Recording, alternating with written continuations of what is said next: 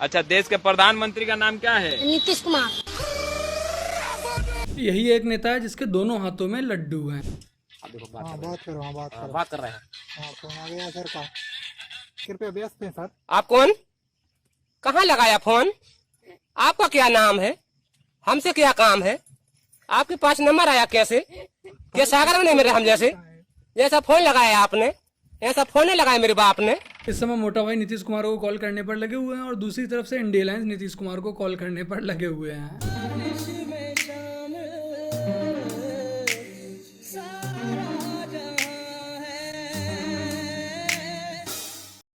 तो राम राम मेरे प्यारे भाई बहनों की हालचाल मजा में एक बार फिर से आप सबका स्वागत है अपने चैनल सैफरन पैट्रियट में। और मैं आपका भाई दुर्गेश लेकर आ चुका हूँ एक और नई वीडियो। आज आप लोगों से विशेष आग्रह है कि कृपया करके आप लोग इस वीडियो क्लिप को पूरा अवश्य देखिएगा। मैंने इस वीडियो क्लिप को अंत में लगाया है, बाकी का मैं व्हाट्सएप चैनल पर भी अपलोड कर दूंगा।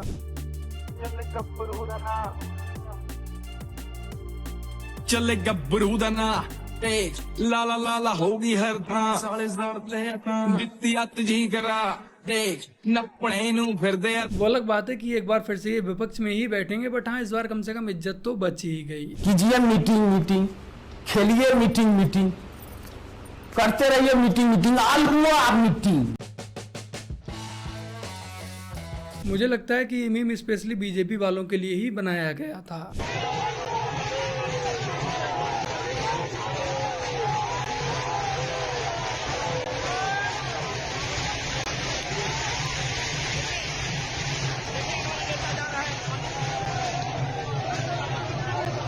भाई अगर कॉन्फिडेंस की बात आती है तो चमचों के जैसा ही होना चाहिए। एक तरफ अकेले बीजेपी पार्टी 241 सीटें लेकर आती है और वहीं दूसरी तरफ पूरा का पूरा ठगबंधन मिलकर सिर्फ 232 सीटें लेकर आ पाता है। उसके बावजूद भी चमचे खुशियां मनाते नहीं थक रहे।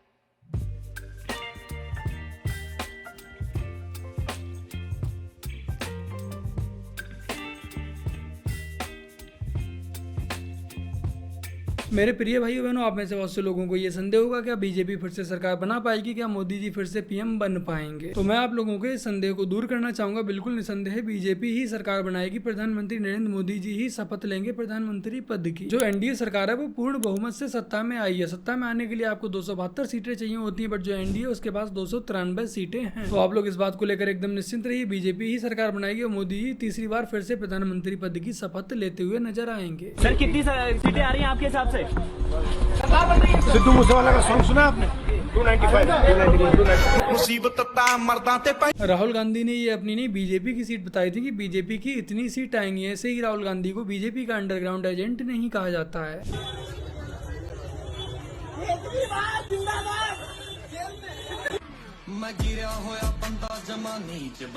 इन चुनावों में देखा जाए तो सभी खुश हैं। बीजेपी वाले खुश हैं, सपा वाले भी खुश हैं, कांग्रेस वाले भी खुश हैं, यहाँ तक कि ईवीएम की इज्जत भी बच गई। बस इन चुनावों में जो सबसे ज्यादा नुकसान हुआ वो इस धूर्त व्यक्ति केजरीवाल का ही हुआ। ये न घर का रहा न घाट का रहा। चट देनी मार देली खींच के तमाचा ही हंस देले ही हंस देल रिंकिया के पापा ही हंस देल रिंकिया के पापा। कोई भी हारता कोई भी जीतता मुझे फर्क नहीं पड़ता, बस इस देशद्रोही का हारना बहुत ही ज्यादा जरूरी था। बट अफसोस इस बात का है कि उस सब के बावजूद भी इस देशद्रोही को 6,85,000 समथिंग 7 लाख के आसपास जाकर वोट मिले हैं। तो आप इस बात का अंदाजा लगा सकते हैं कि दिल्ली के इस एरिया में इस देशद्रोही के कितने समर्थक बैठे हैं। हमारे विरोधी एकजुट होकर भी उतनी सीटें नहीं जीत पाए जितनी इस लोकसभा चुनाव में अकेली बीजेपी ने जीती है। जैसा कि मैंने आप लोगों से अपनी कई वीडियोस में पहले ही कहा था कि अगर बीजेपी 399 पर भी आएगी तो समझे इसी बात की खुशी मना लेंगे कि हमने बीजेपी को 400 पार नहीं पहुंचने दिया।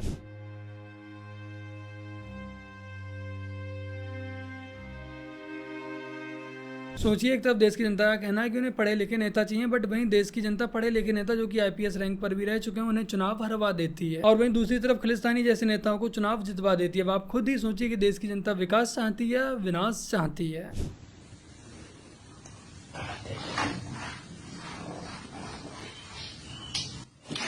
इस बात में कोई शक नहीं है कि यूपी की जनता भी ऐसे ही निकली, बट इसमें यूपी की जनता व योगी जी का भी उतना दोष नहीं है जितना बीजेपी के शीर्ष नेताओं, बीजेपी के बड़े नेताओं का दोष है। सुनने में ऐसा आ रहा है कि योगी आदित्यनाथ जी ने इन चुनावों में जिन 35 नेताओं की लिस्ट दी थी सांसदीय का चुनाव लड़ने के लिए, बीजेपी में जो शीर्ष के नेता बैठे हैं, बीजेपी के बड़े नेताओं ने योगी जी की उस लिस्ट में से एक भी नाम शामिल नहीं किया। अब इसमें बीजेपी के बड़े नेताओं की योगी जी से कोई पर्सनल खुन्नस थी या क्या वजह थी वो तो राम ही जाने। फिलहाल बीजेपी अब इसका परिणाम उत्तर प्रदेश में भुगत रही है। हिंदू घरों में पैदा होने के बाद हिंदुत्व का विरोध करने वाले लोग कोठे पर बैठी उस वैश्या की तरह होते हैं जिसे धर्म से नहीं सिर्फ अपने धंधे से मतलब होता है।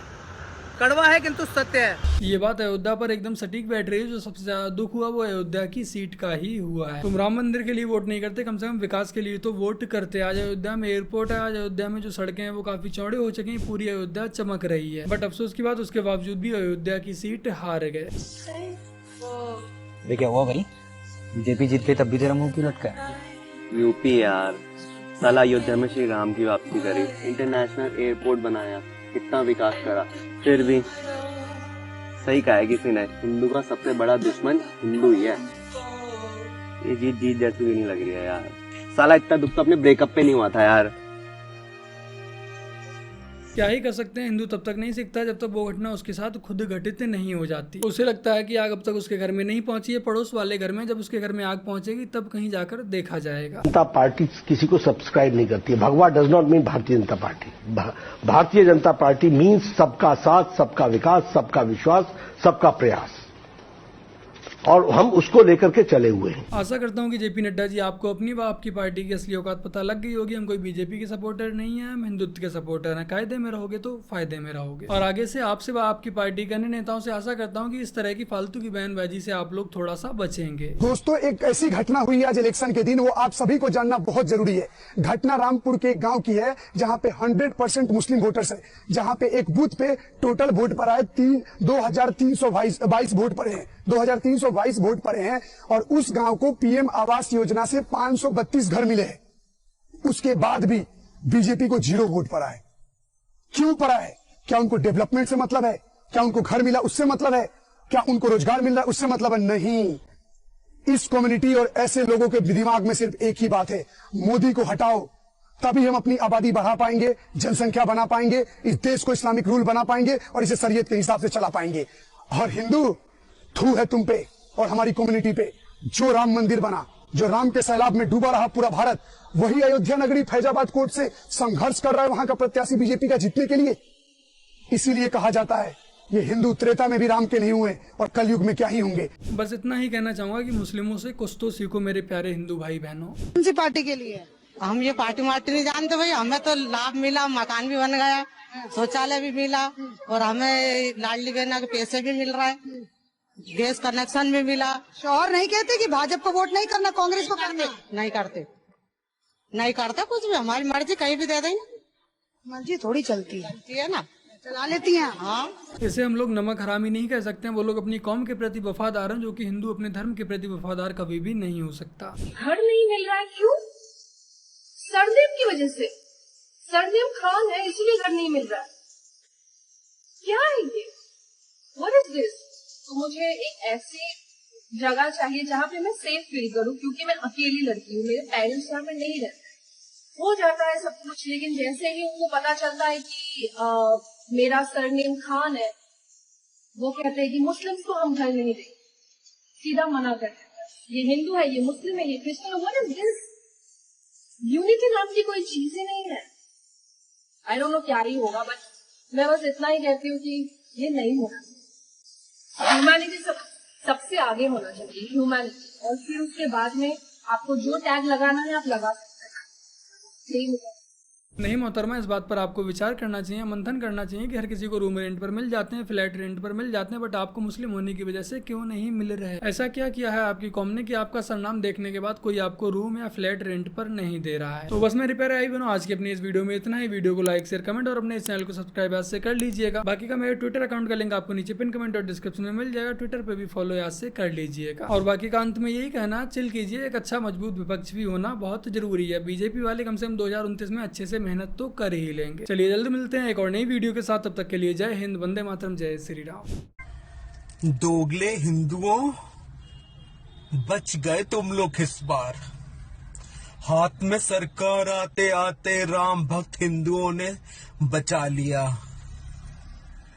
नहीं तो राहुल हमें आरक्षण देता, अयोध्या में मंदिर की जगह दोबारा से मस्जिद बनती हमारी। मगर 5 साल और सही, बनेगी बनेगी, अल्लाह की रहमत होगी। मगर एक बात है, हमारा नेता कोई हमारे लिए ऐसी मस्जिद या अयोध्या जैसी अयोध्या में या कहीं बनवा देता तो ताउम्र हम उसको वोट देते। 400 क्या 450 500 सीटें लाते। तुम इतने काफिर हो, मोदी ने तुम्हारी सब कुछ किया, तुमने वोट भी नहीं दिया। थो थो, लानत है तुम पे, हम कर रहे हैं लानत तुम पे। जो अपनों का नहीं हुआ वो किसी का नहीं होगा।